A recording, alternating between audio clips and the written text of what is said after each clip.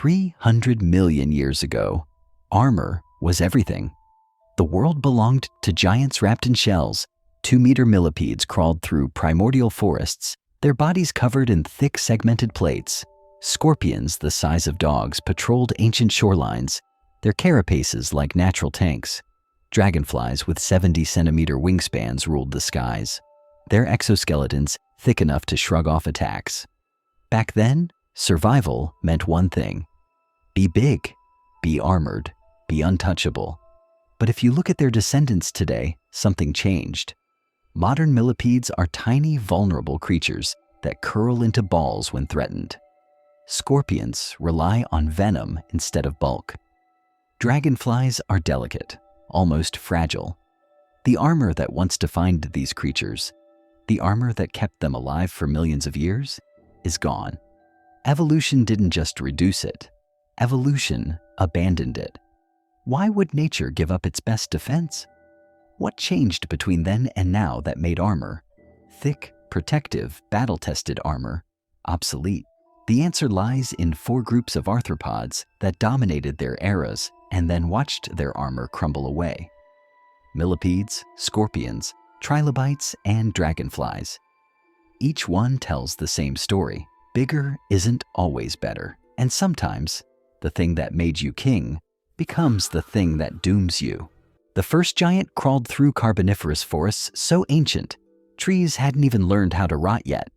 A millipede longer than a human is tall, 2.6 meters of segmented armored body, each plate thick with chitin, overlapping like medieval armor. This was Arthropleura, the giant millipede of the Carboniferous. It moves slowly, methodically, because it doesn't need to rush. Nothing hunts Arthropleura. Nothing even tries. Its exoskeleton is too thick, too heavy, too impenetrable. It's an herbivore, peacefully munching on decaying plants, but it might as well be a tank. This was the apex of millipede evolution, the ultimate expression of the armored body plan. Now jump forward to today. The largest millipedes alive, species like the African giant millipede, max out at about 30 centimeters. That's 1/8 the size of Arthropleura. Their exoskeletons are thinner, lighter, more flexible. When threatened, they don't stand their ground.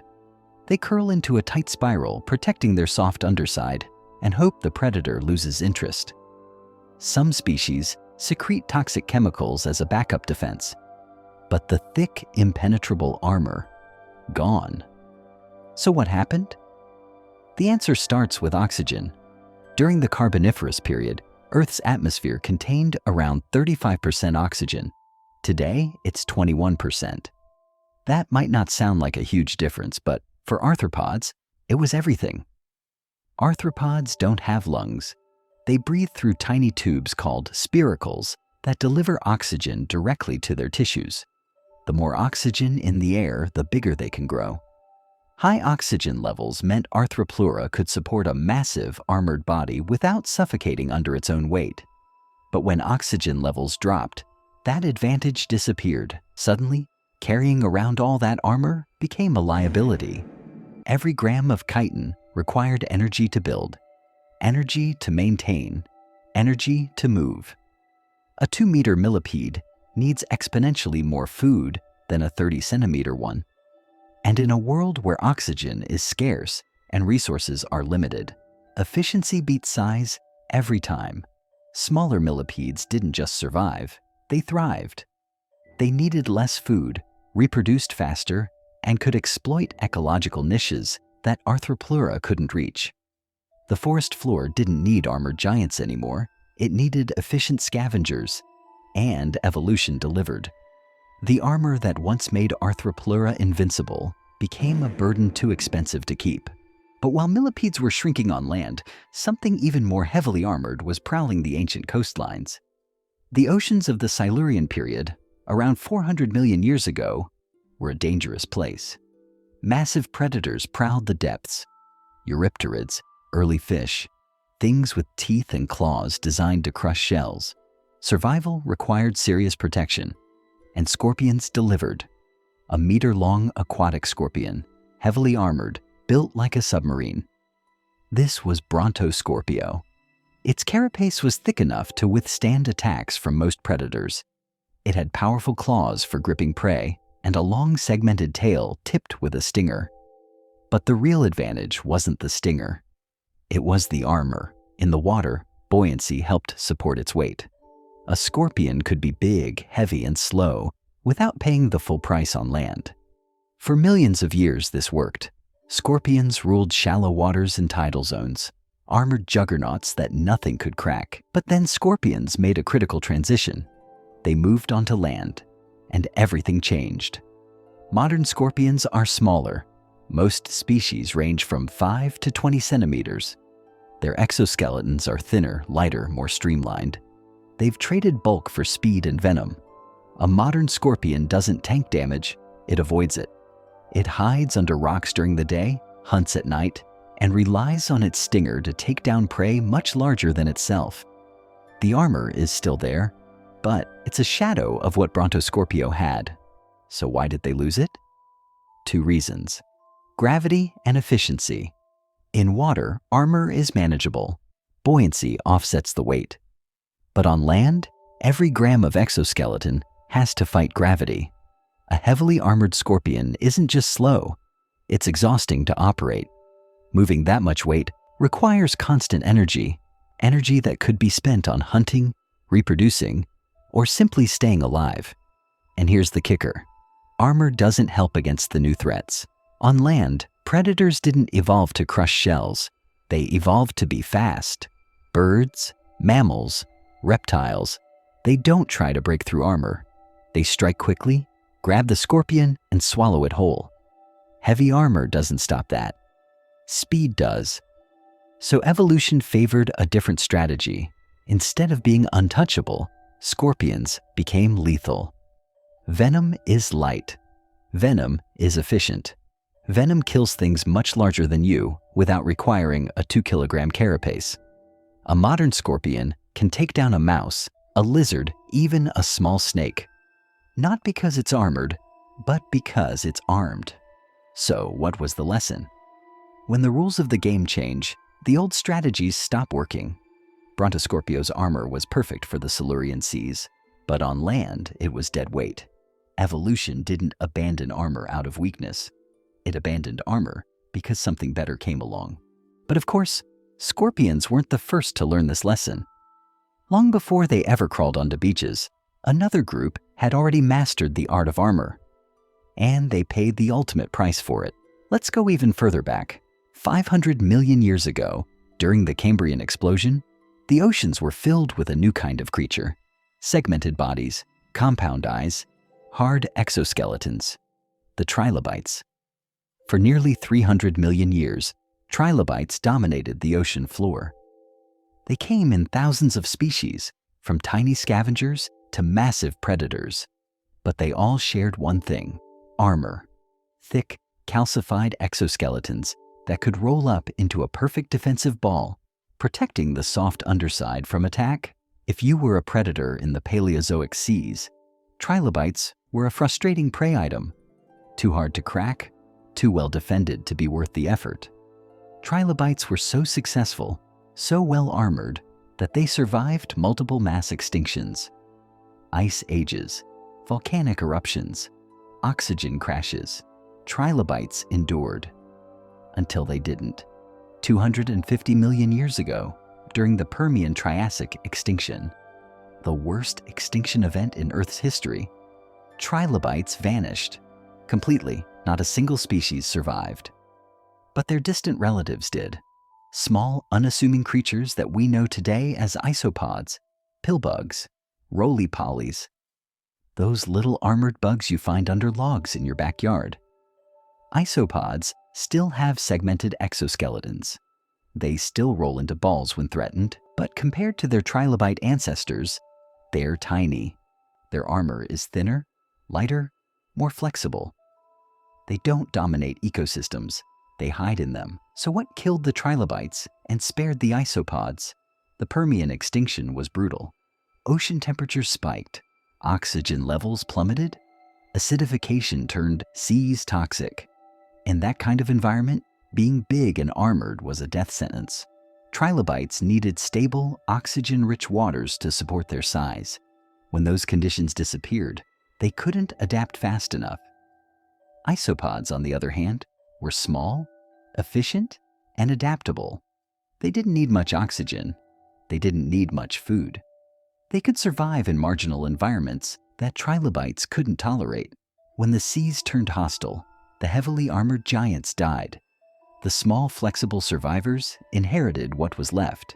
This is a pattern you see over and over in evolutionary history. When conditions are stable, armor works. But when the environment collapses, efficiency wins. Trilobites spent 300 million years perfecting their armor, and it saved them from countless threats. But it couldn't save them from a world that no longer had the resources to support them. The armor that made them kings became the anchor that dragged them under. But above the dying oceans, something else was changing. The sky itself was becoming dangerous. 300 million years ago, the skies of the Carboniferous period were ruled by an insect unlike anything alive today, a dragonfly with a 70-centimeter wingspan. This was Meganeura. Imagine a bird-sized insect hovering above the swamps, snatching smaller insects out of the air. Its exoskeleton was thicker, denser, strong enough to support powerful flight muscles. It was an apex predator, unchallenged in the skies. Nothing flew higher, faster, or hit harder than Meganeura. For millions of years, it had no competition. Birds didn't exist yet. Pterosaurs were still millions of years away. The sky belonged to insects, and the biggest, most armored insects won. But today, the largest dragonflies, species like the giant petaltail, have wingspans around 15 centimeters, 1/5 the size of Meganeura. Their exoskeletons are thin, almost delicate. They're built for speed and maneuverability, not durability. A modern dragonfly can pull off aerial stunts that Meganeura could never dream of. Sharp turns, rapid acceleration, hovering in place. But if you tried to grab one, you would crush it easily. So why did dragonflies shrink? Why did they trade armor for agility? Same answer as before. Oxygen. When atmospheric oxygen dropped from 35% to 21%, supporting a massive body became unsustainable. Smaller dragonflies needed less oxygen, less food, less energy. They were simply more efficient. But there's a second factor: competition. Once birds and pterosaurs evolved, the skies got crowded. And these new competitors didn't just fly, they dominated. Birds are faster, more maneuverable, and better at sustained flight than any insect. A big, heavily armored dragonfly is easy prey for a bird. It's slow, predictable, and can't outmaneuver an attack. But a small, agile dragonfly? That's a different story. Modern dragonflies are some of the most maneuverable flyers on the planet. They can fly backward, hover, change direction in milliseconds. A bird might try to catch one, but it's not guaranteed. Speed and agility became the new armor. And here's the thing: thick exoskeletons are heavy. The heavier you are, the more energy it takes to stay airborne. For Meganeura, that was fine. High oxygen levels provided the energy budget. But in a low oxygen world, every gram counts. Evolution shaved away the armor, streamlined the body, optimized for efficiency. The result? A dragonfly that's faster, more agile, and more efficient than its ancient ancestor. The armor that once made Meganeura unstoppable became the thing that held it back. So here's what we've learned. 300 million years ago, the world was different. Oxygen was abundant. Resources were plentiful. Predators were slow and clumsy. In that world, armor worked. Being big, being thick, being untouchable. That was the winning strategy. Arthropleura, Brontoscorpio, trilobites, Meganeura, they were kings because they were fortresses. But the world changed. Oxygen levels dropped, new predators evolved, faster, smarter, more lethal. The old rules stopped applying. Suddenly, armor wasn't an advantage. It was a burden. It was expensive to build, expensive to maintain, and it didn't even protect you from the new threats. Evolution doesn't care about looking impressive. It doesn't care about size or strength or how intimidating you are. It cares about one thing: survival. And when the math stopped working, when carrying around all that armor cost more energy than it provided in protection, evolution made a choice. It let the armor go. The giants fell. The small, the quick, the efficient, they inherited the earth. Not because they were stronger, but because they were smarter about energy. Because they adapted to a world that no longer rewarded bulk. Today's arthropods are smaller, lighter, faster. They don't tank damage. They avoid it. They don't outlast predators. They outwit them. And in a world where efficiency is survival, that's exactly the right call. But what is your opinion on this? Write it down in the comments below. And don't forget to subscribe to the channel if you are interested in more fascinating videos about insects and arthropods.